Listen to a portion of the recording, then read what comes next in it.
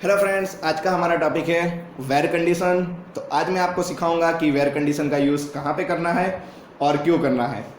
तो previous video में हमने डेटा फैच करवाया था डेटाबेज में से। आरईजी नाम का हमारा डेटाबेज है और यूज़र नाम का हमारा टेबल है। तो उसमें से हमने जो डेटा है वो फैच करवाया था।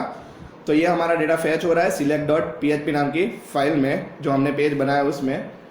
अब वेयर कंडीशन का यूज़ क्यों करना है? तो वेयर कंडीशन का यूज़ इसलिए करना है कि अगर हमें डेटा फिल्टर करवाना हो तो डेटा फिल्टर करवाने के लिए हमें वेयर कंडीशन का यूज़ करना है।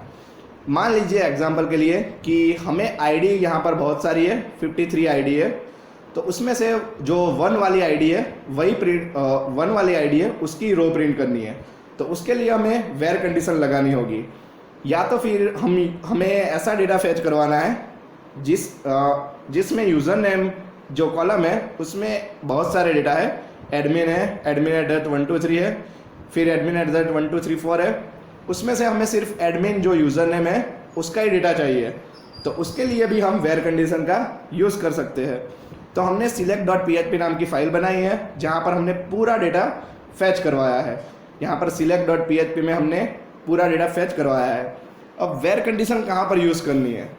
तो हमने जहाँ पर क्वेरी लिखी है सिलेक्ट स्टार फ्रॉम यूज़र, इसका मतलब है कि जितनी भी रो है उसका पूरा डेटा हमें फैच करवाना है। लेकिन हम यहाँ पर वेयर कंडीशन दे देंगे तो यहाँ पर क्या हो जाएगा, डेटा फिल्टर करने के लिए यहाँ पर वेयर कंडीशन का यूज़ करना है। तो वेयर यहाँ पर अब कॉलम नेम आएगा, जो कॉलम हमें फिल्टर करवानी है वो। तो यहाँ पर मैं यूज़र नेम वाली जो कॉलम है वो फिल्टर करवाऊँगा।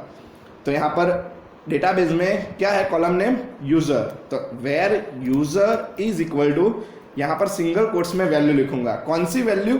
जो हमें फिल्टर करवानी है। मान लीजिए कि मुझे जितनी भी रो में एडमिन इंसर्ट है वही डेटा फैच करवाना है। तो where user is equal to क्या आएगा, एडमिन। तो यहाँ पर मैं एडमिन लिख देता हूँ।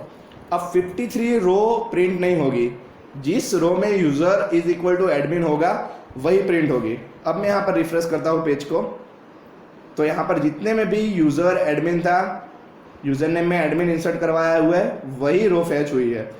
मैं यहाँ पर आपको दिखा देता हूँ डेटाबेस में 52 नंबर की रो। तो यहाँ पर हम 52 नंबर की रो देखते हैं। तो उसमें एडमिन इंसर्ट किया हुआ है। उसके बाद यहाँ पर एडमिन कहाँ पर है, 41। तो यहाँ पर 41 रो होगी। तो इस तरह से हम डेटा फिल्टर कर सकते हैं वेयर कंडीशन से। अगर हमें कोई एक डेटा ही प्रिंट करवाना है, जैसे कि where ID is equal to, यहाँ पर फर्स्ट वाली आईडी प्रिंट करवानी है, तो where ID is equal to 1। अगर यहाँ पर फर्स्ट वाली आईडी होगी तो वो प्रिंट करके देगा, बाकी डेटा नहीं देगा। यहाँ पर हमारी फर्स्ट वाली आईडी है यहाँ पर, इसलिए क्या आईडी 1 दिखाया। अगर मैं यहाँ पर 2 लिखता हूँ तो सेकंड वाली आईडी प्रिंट करेगा, अगर वो डेटाबेस में होगी। तो अगर हमारा डेटा नहीं होगा तो यहाँ पर ब्लैंक आएगा। जैसे कि 78 वाली आईडी हमारी यहाँ पर है नहीं, तो वो डेटा ब्लैंक दिखाएगा। तो इस तरह से हम वेयर कंडीशन का यूज़ कर सकते हैं। अगर मैं यहाँ पर दूसरी कॉलम भी फिल्टर करवाना चाहूँ तो करवा सकता हूँ।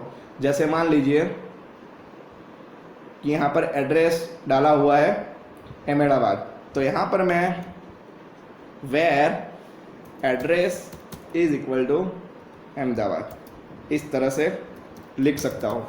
अब अहमदाबाद वाला जो डेटा होगा एड्रेस में वही डेटा प्रिंट होगा। तो मैं रिफ्रेश करता हूँ, तो रिफ्रेश करने पर आप देखिए कि एड्रेस में जहाँ पर भी अहमदाबाद है वो डेटा फिल्टर होके हमें दिखा रहा है। अगर मुझे gender is equal to male करके मेल का ही डेटा लाना हो तो यहाँ पर मैं वेयर कंडीशन वो भी डाल सकता हूँ, gender is equal to male. तो सिर्फ जो मेल वाले डेटा होंगे वही आएगा। तो यहाँ पर जेंडर में आप देखिए जितने भी रो में हमने मेल इंसर्ट करवाए वो पूरा डेटा लेके आया है। तो वेयर कंडीशन का यही यूज़ है कि अगर हमें डेटा फिल्टर करवाना हो तो हम डेटा फिल्टर करवा सकते हैं। यहाँ पर select star from table name, उसके बाद where column name is equal to जो भी हमें डेटा फिल्टर करवाना है वो। यहाँ पर कॉलम नेम यही होनी चाहिए जो हमने डेटाबेस में कॉलम नेम दिया है वो। अगर कॉलम नेम गलत होगी तो यहाँ पर क्वेरी में ही एरर आएगी। यहाँ पर मैंने आर निकाल दिया। तो यहाँ पर एरर आ गई कि ऐसी कोई कॉलम है ही नहीं। तो इस तरह से हम डेटा फिल्टर करवा सकते हैं। अगर हमें यहाँ पर एक ही डेटा फैच करवाना है, जैसे मान लीजिए कि where ID is equal to 1, तो 1 में तो एक ही डेटा होगा क्योंकि ID जो हमने यूनिक ली हुई है उसमें एक ही ID है, तो यहाँ पर एक ही डेटा आ रहा है। अब हम फॉर लूप इसलिए यूज़ करते थे कि बहुत सारा डेटा हमें प्रिंट करवाना हो तो हम फॉर लूप का यूज़ करते थे। अगर हमें एक ही डेटा जहाँ पर प्रिंट करवाना है वहाँ पर फॉर लूप की ज़रूरत नहीं है। फॉर लूप की ज़रूरत भी नहीं है, हमें रो काउंट करने की भी ज़रूरत नहीं है। मैं यहाँ से रो काउंट भी निकाल देता हूँ। अब हम देखते हैं कि डेटा आ रहा है कि नहीं। अब हमें एक फंक्शन तो रखना ही होगा जो हमने फॉर लूप में रखा था, mysql_fetch _array। उसमें हमने $query रखी थी और इस वेरिएबल का नाम हमने क्या रखा था, $row। तो हम फॉर लूप भी नहीं लिखेंगे तो भी वो आईडी प्रिंट होगी, क्योंकि हमें कौन सा डेटा प्रिंट करवाना है, where ID is equal to 1, तो एक ही डेटा प्रिंट करवाना है। हम यहाँ से ब्रैकेट भी निकाल देते हैं क्योंकि हमने फॉर लूप निकाल दिया है। अब हम देखते हैं तो 1 नंबर का डेटा आ गया है। अगर मैं यहाँ पर 2 लिखूंगा तो 2 नंबर का डेटा आ जाएगा। इसके लिए फॉर लूप की ज़रूरत नहीं है क्योंकि हमें कौन सा डेटा प्रिंट करवाना है, एक ही डेटा प्रिंट करवाना है, बहुत सारे डेटा प्रिंट करवाने नहीं है। फॉर लूप हम इसलिए यूज़ करते थे कि जो भी डेटा है वो डेटा प्रिंट हो। अगर हमें एक ही डेटा चाहिए तो फॉर लूप लगाने की ज़रूरत नहीं है। तो आपको समझ में आ गया होगा कि वेयर कंडीशन का कैसे यूज़ करना है। Thank you for watching this video.